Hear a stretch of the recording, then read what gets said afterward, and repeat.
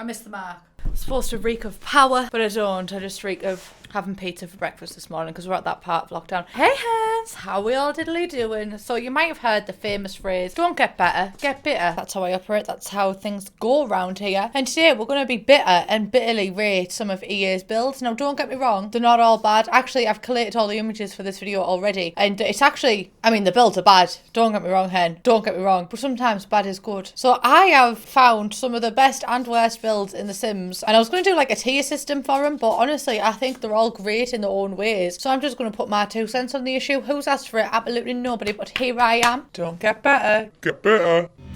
Are you ready?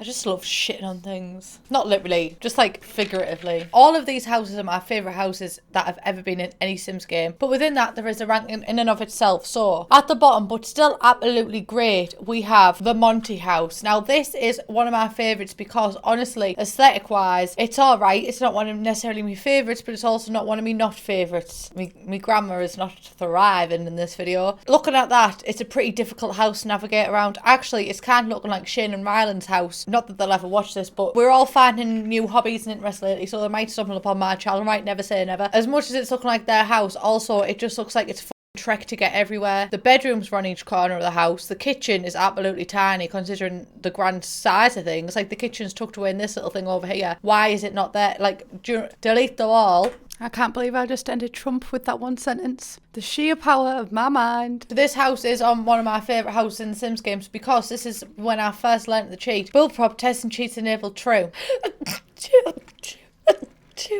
And if you've ever played with build prop test and cheats enabled true in The Sims 2, it's very chaotic, love. You can make people die, click of a button. There's so much to do. So this is where I think I first started becoming a bit of a sadist in The Sims. So the next house that we've got is the Summer Dream house from Verona House. Now this house, honestly, I did not realise this until I watched Kayla play The Sims 2 for the first time. This is literally a set. And my dramatic little self, if I could have put the pieces together as a child, I think I'd love this one. It's literally a theatre. I love it. The inside gives me a lot of questions. Very stubborn looking stairs that look like they're not talking to each other. It's actually a very unhappy marriage that they're in at the minute. They've got to be next to each other. They just can't get away. So them stairs confuse me, especially because the stairs outside aren't following the same theme. So, but EA have never been one for consistency, loves. We've also got some very different styles, a very bold carpet, weird placements of statues, and not a very big settee for such a big house, really, if we're being honest about things. And then the upstairs is possibly my favourite because as much as I did play in this house as a kid and I did think it was a little bit magical, but now that I'm looking through with an adult's eyes, I'm like, well, why the damn dickens would a little girl's room be placed in the only room without windows when what you could have done is just swap the little girl's room and the bathroom about? What is the issue with this little girl and why is she so unloved? Do I need to be calling the RSPB on this family I'm a ding dong? Because I don't understand it. She's got no windows. The lass can't see. She can't wake up in the morning and generally go, ah, yeah, I know what time it is. She can't do that. And yeah, she could get a clock, but she shouldn't have to. I'm out here saying child rights, love. Next house that we have is Don Lothario's house because it is absolutely infamous. And even though the house in itself is not the most interesting of things, the whole storyline behind it has me hooked. I can tell you that one for free. On the outside, it's just a condo, innit? Just as I thought.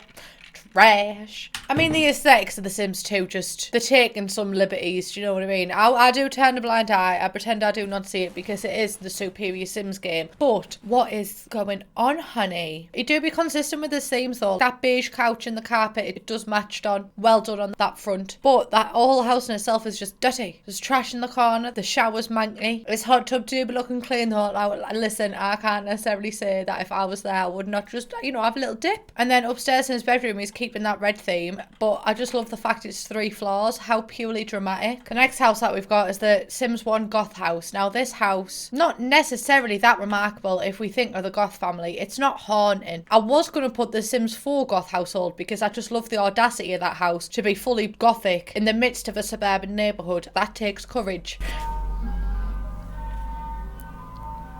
Why the fuck is an ice cream going about? Are we not social distancing in Middlesbrough? Anywho's, now this isn't necessarily that remarkable and that's why it's not higher on the list because downstairs, not much is going on, but I did also like this. I had to include it because when I did open up this house, Martin was being tormented by the ghost of his ancestors. I absolutely love that for him. The tragic clown's about to piss himself in the foyer, but also there's just a big fat graveyard at the back of the house. Not for me personally, but I love the colour. Next we've got that big massive house from The Sims 1 that everybody knows about but nobody could ever afford. Looking back on it, the the actual artistic style of this house, not great. The roofing is a disaster. There's a lot of windows, perhaps too many, and I'm all for brightness and I'm all for let there be light, and Genesis is my favourite chapter of the Bible, but in this regard I think it may just be a little bit overkill. However, this was always the house of our dreams and I do respect her. I think she's very good at that. Downstairs there's a very, very large kitchen, which I do appreciate because we have struggled with that in the past with other houses that we've looked at so far. There is multiple reception rooms. It's truly a great experience. Upstairs, everybody has a nice sized bathroom. The main bathroom is shared, which I wouldn't have necessarily liked, especially for the master bedroom. I would have liked them to have their own ensuite, but you can't win it all, babes, and we've got to be respectful and thankful of what we can get at this time. But my favourite thing about this is the back of the house. Now, I don't know why there's different fences and the likes. I do not know why this exists, and I don't know why the Sims team took this direction, but I also do appreciate it. I think that is just chaotic and lovely. Thank you for that one. It's brought me a lot of joy. But also, I just love the fact that these balconies are pure defying gravity, and that is the energy that I'm willing to have in 2020. Some people might call this a mistake or an oversight. I call it innovative love, something some of you don't know about. Also, sticking with the Sims 1 theme, we're going to go through Bob and Betty's house now. This has turned me ranking into me just like saying my thoughts and opinions, and you know what? This is my favourite video that I've recorded in a very long time. I'm having a blast right now. Excuse my purple nails. I'll just blare them. If YouTube and Twitch ever crashes and burns, I think I could become a real estate agent. I could see me on Homes Under the Hammer. I'm the one that spends way too much money on the renovation. It doesn't make much back, but because I've made some back, it gives me enough confidence to go on and learn from my mistake and we move on from it. That's how I see myself in 5 years. So if anybody wants to buy a house, just come to me, McNamara Real Estate. You can't say it, but you can sell it. Why am I allowed on the internet? How have I made a career out being on the internet? I'm just talking shit. Right, this house, it's infamous. You can't lie and say it's not infamous because it is infamous. Because do you know why it's infamous? Because it's Bob and Betty and they are celebrities in their own right. But this is also the tutorial of The Sims 1. So the first time you played The Sims 1, you'll be met with this house. And do you know what the tutorial is? Absolutely annoying. But also, I love the disruption. There's something about that annoyance that makes me think. I love to see it because I know how many people in the world will have been annoyed by the tutorial. So that's why I like this house. Also, the design choice of this house, fully blue. I don't know if that is hinting at an unhappy marriage, but I'm willing to be the counsellor if they do so request. I also just love that big obnoxious table with not enough chairs. They're not into having guests, unfortunately. Also, the obnoxiously small TV, the random placement of the lamp, and the mystery of why there's not an oven. Who knows? But I am a stan of health and safety, so maybe it's good that they don't have it. The different styles is something worthy of pointing out because we've got these very nice, neutral, normal windows, and then we've got these modern ones. I don't know why they're there. I don't know who put them there. Next up, we have the Curious household from The Sims 2. There's a lot of other houses that I wanted to rate on this video, but I could not. So if you want me to do another video, I'll just say that at the end. Why am I trying to put that in now? Hang on, I'm not ending the video yet. I'm only recording for 16 minutes, so I've got time. So this house, you know what? It does live up to the name. It do be curious. You know what's curious? Why has it got so many flaws for a telescope? Like a telescope magnifies, do you know what I mean? It would do the exact same job on the roof. There's no need to make all these staircases. Do they really make that much difference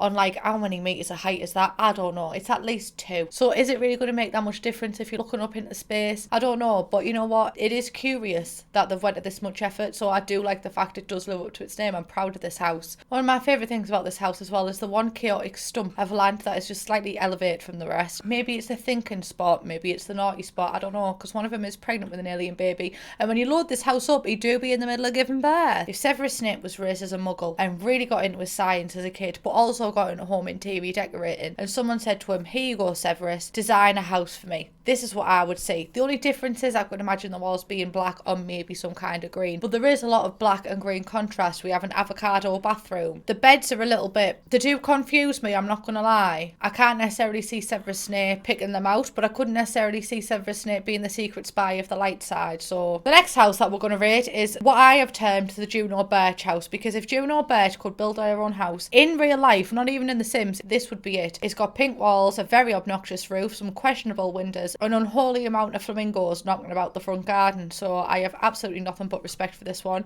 The inside as well offends me just as much as the outside, and I'm actually kind of living for it. I'm here for it, and I do stand. I worked in a pizza shop when I was about 15-year-old, and I could never quite slice the pizzas properly. I don't know why. It was just a talent that was never bestowed upon me. Jesus said she's just not meant for cutting pizzas. I'm sorry. So this is what this house reminds me of. It's basically a very uneven pizza. There's carpet in the bathroom as well, because if you miss the toilet, it just soaks it up, doesn't it? It's just all very what the look. Next up, we have the Brach House from The Sims 2. Now, if you don't know the Brach family, they're absolutely amazing. They're not the most well off with money, but that's alright. That's not how you judge a person, is it? But I'm just giving you some context. So they live in this trailer-esque house, and I absolutely love this house because they don't have that much money. But look at the mum's room. She's got a beautiful bed, she's got decorations, mirrors, beautiful carpet, and the child sleeping in the passage. And honestly, I think that's how I'd be as a mum. I can't fault the lass. She thinks about herself. In the back, right there, we've got a swimming pool, which is neither use nor ornament, but it has also been the cause of a very mysterious death. So we've got the kind of semi-neglect of the kids, although Dustin seems to be doing alright. He's making away for himself. He's actually a robber at the minute. I hope it goes well for him. Career criminal. Do what you love and you'll never work a day in your life. Next up is the Nick Moss household from The Sims 2. I'd love to live in a Powerland version of Hogwarts, honestly, and that's exactly what this house is delivering to me. And it's all got the Gryffindor vibes inside. It looks kind of cold, but in a place that's as hot as Strangetown, you kind of want that nice cool of the stone. I love how unwelcoming it is by, again, such a big table, but almost no chairs. And I have said it once and I'll say it again. I am looking for a rich husband who may potentially be very close to dying. And there's nothing quite like sitting in your Poundland Hogwarts house and looking at the graves of all of your past lovers. It's my kind of energy. It's my kind of house. You might actually be shocked at my most favourite house of all of the Sims games. But my favourite house is actually this amazing house from Strangerville, because honestly, I just love looking at this house and being like, go girl, give us nothing. You know, famous people when they have friends, and them friends are only famous through association. Well, that's this house, and you know what? I kind of respect this house for that, because not many people can become famous purely by doing nothing, but this house has become famous because of being shit, essentially. It's been famous through association of Kayla's tweet. I just love in the back that the winters are so ridiculously small for such a big area of house. So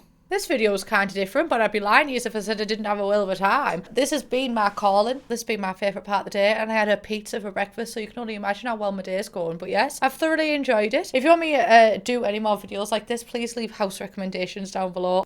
Rating Sims outfits could be good. Oh my god, I am a Sims drama channel now. I'm a Sims tea channel. It's only a matter of time. Right, but that's everything I have for you today. Please subscribe if you haven't already, and I will see you in the next one. Bye guys. What you know about me? What you know about me? Right, get about the shop.